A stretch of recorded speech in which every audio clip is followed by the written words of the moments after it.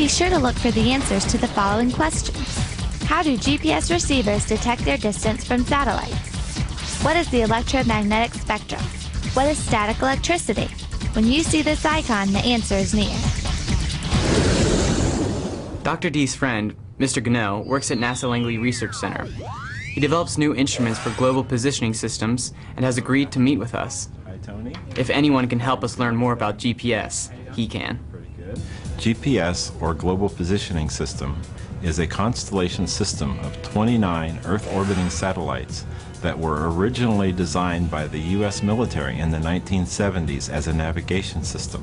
29 sounds like a lot of satellites. Why do you need so many? It takes 24 satellites to provide global coverage, leaving 5 spares. The orbits are arranged so that at any given time, anywhere on Earth, there are at least 4 satellites visible. Why do 4 satellites need to be visible? Your GPS receiver needs 4 satellites in order to determine its own location. How does our GPS locate itself? By using a simple mathematical principle called trilateration. I'm not sure simple and trilateration should be used in the same sentence.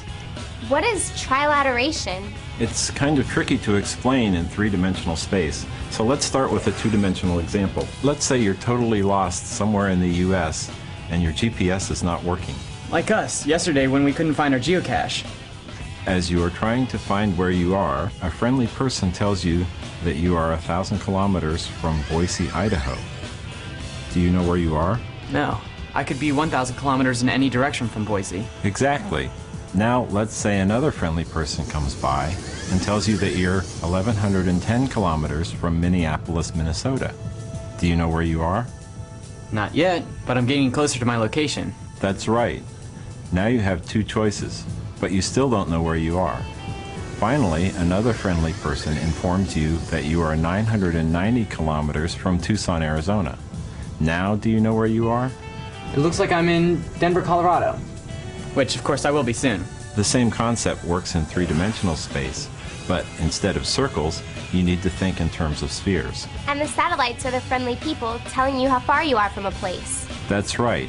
If you know your distance from satellite A, you could be anywhere on a huge imaginary sphere at that radius. If you know your distance from satellite B, you can overlap the first sphere with the second sphere, and they intersect in a perfect circle. So if you know the distance to a third satellite, you get a third sphere which intersects with the circle at 2 points. Very good. And the Earth acts as the 4th sphere, so you can eliminate the point in space because you're on Earth. So do you only need 3 satellites? An approximate position can be found with 3 satellites, but to improve accuracy and get precise altitude information, 4 or more are better.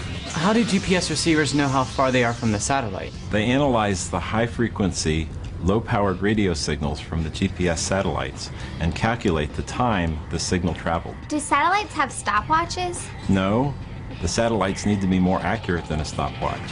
The satellites use a very accurate atomic clock, which produces exact time-coded signals. And what happens if a satellite malfunctions? It's possible.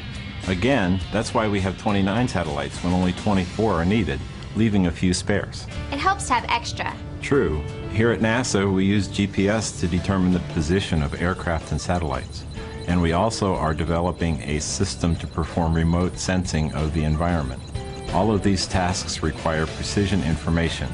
Spare satellites make sure we get the data we need. Cool. NASA's always doing amazing things. Mr. Gannell, what would happen if your GPS was only receiving a signal from 1 or 2 satellites? Would you get incorrect results? No. Usually, your GPS device will let you know that it doesn't have enough satellites to calculate an accurate position. Sounds like we need to do some more research. Thanks, Mr. Gannell. You're welcome, and good luck with your geocaching.